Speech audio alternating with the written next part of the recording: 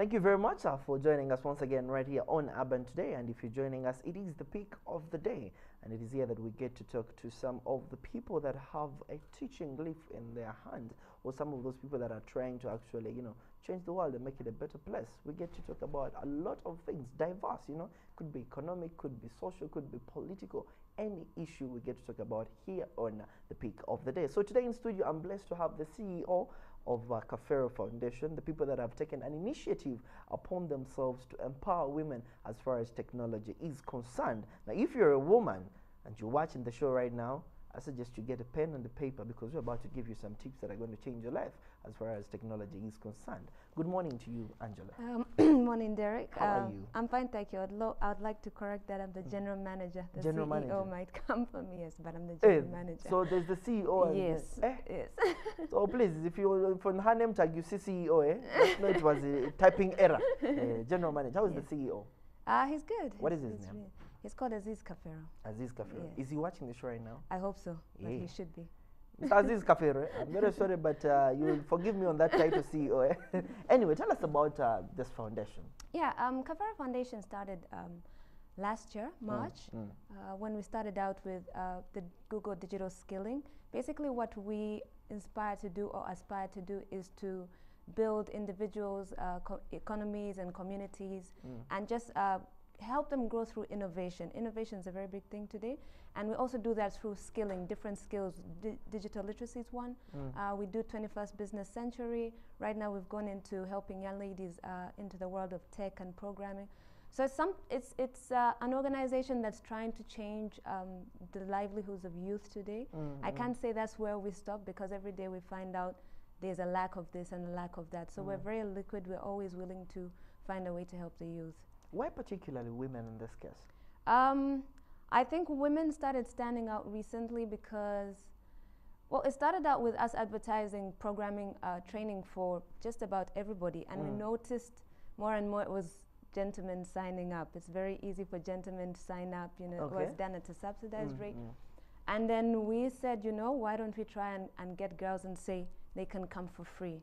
And for some reason, I guess when someone says, oh, well, I have nothing to lose, I'll try it out. Then we had about 7 to 10 girls actually interested in programming. So that's when Coding in Heels was initiated and started. And the girls they're happy. I guess they look and say, oh, I guess it's not so hard, because most of the time they stay away from it just from stereotypes. The answers are hard, but you feel it's hard. Yes. Now we've gotten to understand why you chose the women in particular, but then on the other side, why technology? Why decide to stick to technology as far as empowering these women as concerned? Well, when I was in school, technology was an option.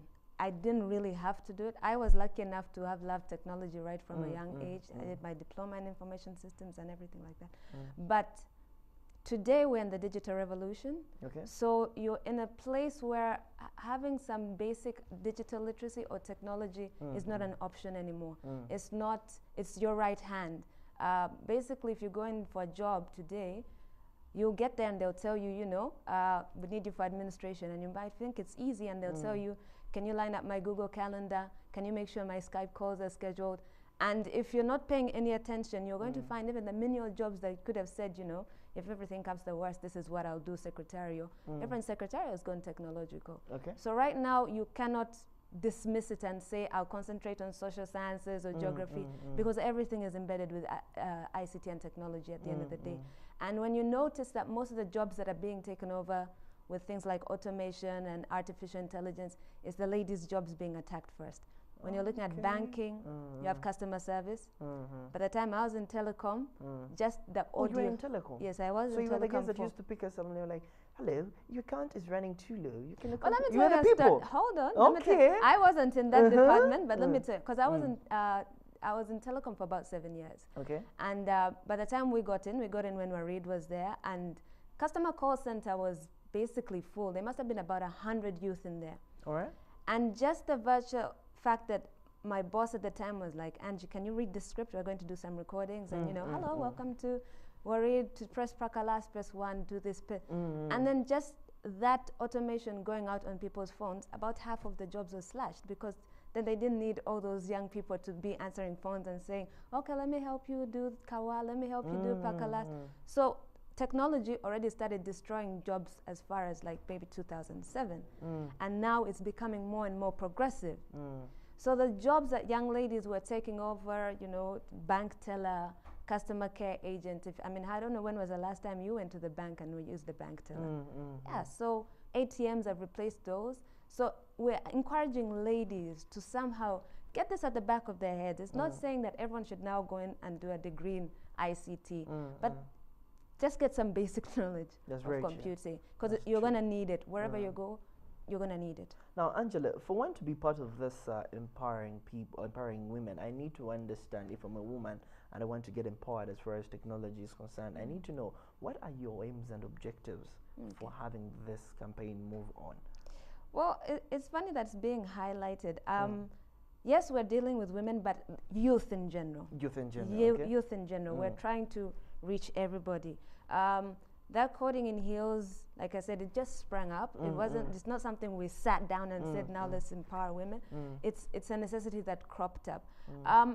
Our aim really, and I think that's one of the reasons why we got into partnership with NITA Uganda, is because we want this to cut across. You know, we're fighting for equality. So I also don't want it to be like, let's empower women, and leave the boys behind. We want everyone to get on. The only issue that we're seeing right now is like our technological classes, we still have that issue where guys are they're more interested. All we're trying to do is to bring more girls up, so the class is 50-50. I don't want it to be like when I was in school, when 3 girls in a programming class of about 30 guys, you know, you raise your hand up, even the teacher would roll his eyes because, you know, I think he'd feel like, this lady's holding us up. The days of our lives. Exactly. So our aim really is not to empower the women so far up that they've surpassed the rest of, you know, the gender, but we want to get girls and guys to work together. Okay. Yes. That's quite interesting. When I was reading through some of the PDFs that you shared with me, I realized that you people do a lot of outreaches to the youth. You tend to talk to them. So how often do you do these outreaches, and when was the last time you carried out one? Well, last year I can't give you the number of outreaches, but in total we trained over 20,000 youth. Okay. This year we're hopefully reaching 36,000.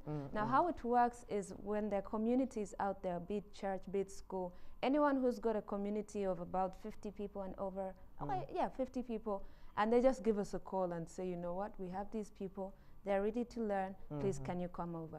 We're willing to make that sacrifice and we go and reach them. Okay. So it's not, some people ask us, do I need to know basic ICT skills? Do I need to come with a laptop? None of that. Because at the end of the day, remember that getting people into the digital age is also a mindset change. Okay. Because people are like, the minute they also hear digital literacy, they sort of confuse it with ICT. So what is the difference there? Because we need to iron out some of these things. Yes. Exactly. Okay. So digital literacy is simple things like you have a smartphone. You can make calls, you can make SMSs, you probably know how to use Facebook, you probably know how to use Twitter. You use all these, you probably can make Skype calls, you know. These are all basic digital things, mobile money. People are like, oh, you know, my grandmother would never do that, but your grandmother sends mobile money or uses it. So that's digital literacy. Now, when we talk about ICT, we're talking about a whole framework of things. We're talking about how urban TV maybe might be live somewhere. You're talking about servers, you're talking about the network, you're talking about routers, you're talking about probably masts somewhere. So it's a whole, it's a whole framework. So digital literacy is just the beginning. You can have some digital literacy without getting way into networks and servers and all that. So we're starting with the basics. Okay. How does someone find a job on Google? All right, okay, that's quite interesting. Yeah, how do you find a job in Google? Today we say it's an age of information, but we're also not embracing it. A friend of mine was saying she gets so upset when someone in the office comes to her and says, what does this mean? She's like, use Google. Information's at the tip of your hand.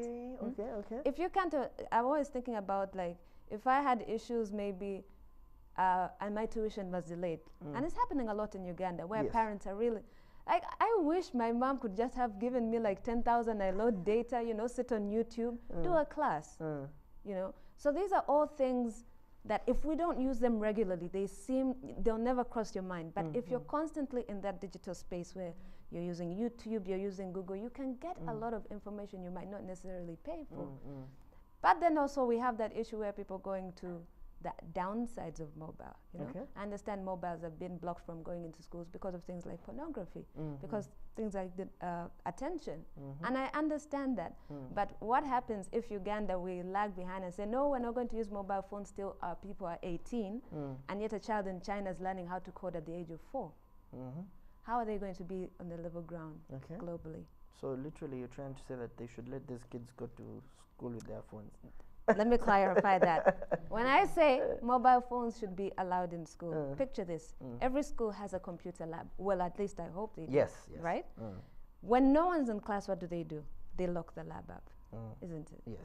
Why can't we do that the same with phones? Because what we hear, I've been to all these seminars with teachers and everything, they say they have 3 or 4 computers to cater to 8,000 students or whatever. But if you're spending, if our computerless estimate is 1 million shillings, and you can buy maybe 10 smartphones for the same, why don't you lock up those phones? When it's time for a class, let the kids come out, each one handed a phone. Today we're going to learn how to open an email. Class is done in 20 minutes, pack the phones away. But the issue is these kids are going to come out, they can't use emails. Many of the kids don't even know how to use ATMs, but you're sending them out into the world, you know, go and flourish. Okay. How are they going to do that? Have you guys as a foundation thought about doing this, you know, maybe pitching it to different schools and, you know, even the Ministry of Education? Because it could be something that is debatable, but on the other side, you could have the winning option of it. Because we're moving to a technological, you know, kind of era where all these things, you need to have them on your fingertips. Right. You just said a kid in China at 4 years old, he's learning doing coding, you know.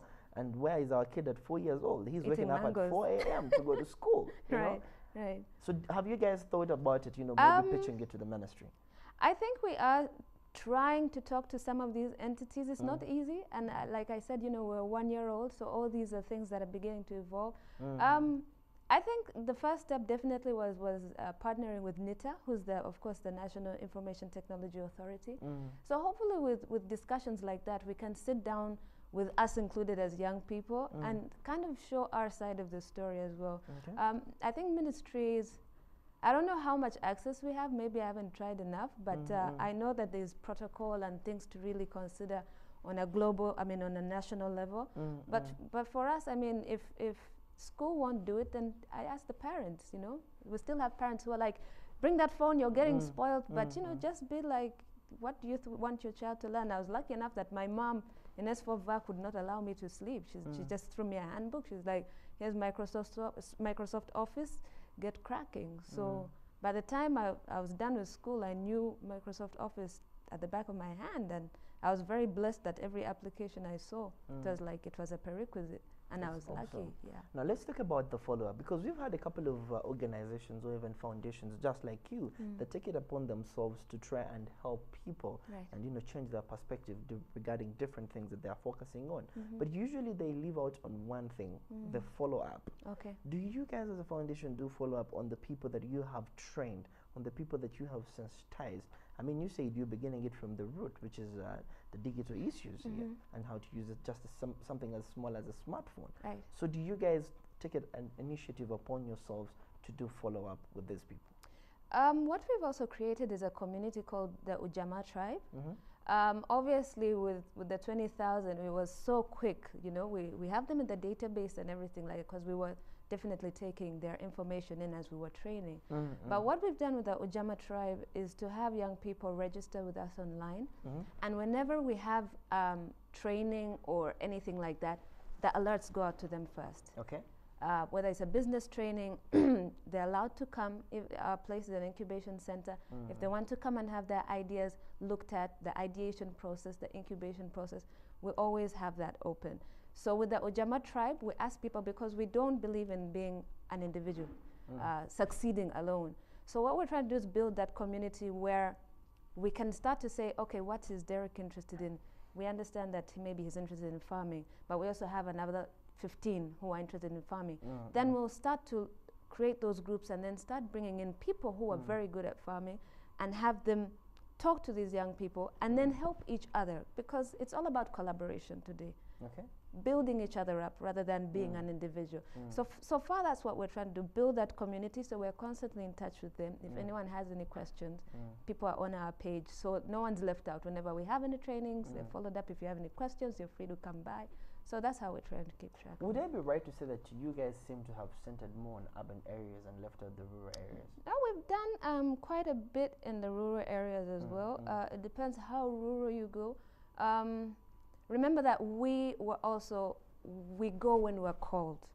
Oh, so it's not upon yourselves to just we go out, and but the ridiculous thing that we found is also we'd go to some communities and we'd sit down, and I'd come, and maybe you have a college of 800 people, and I say, you know, Derek, we want to teach this thing, and some people would turn us down and they'd say no.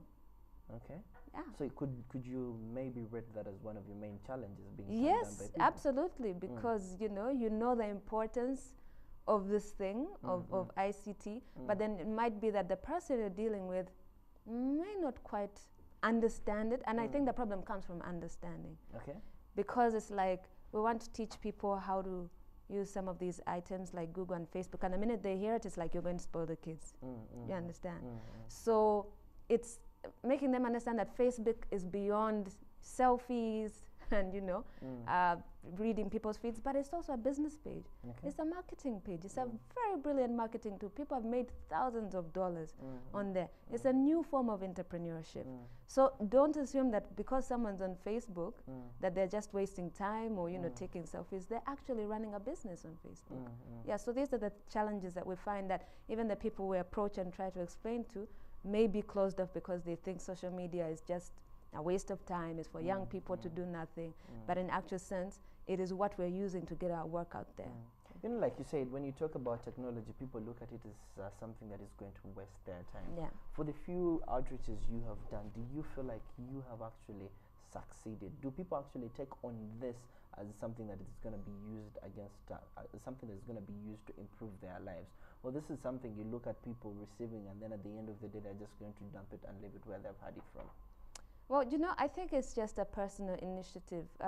We've been to classes where you'll find some youth who are really interested, and they'll come to you at the end and they're like, you mean I can put my business online? How do I do this? And then there are those that you'll find, they'll yawn, like, yeah, what are you talking about? I know how to use Instagram.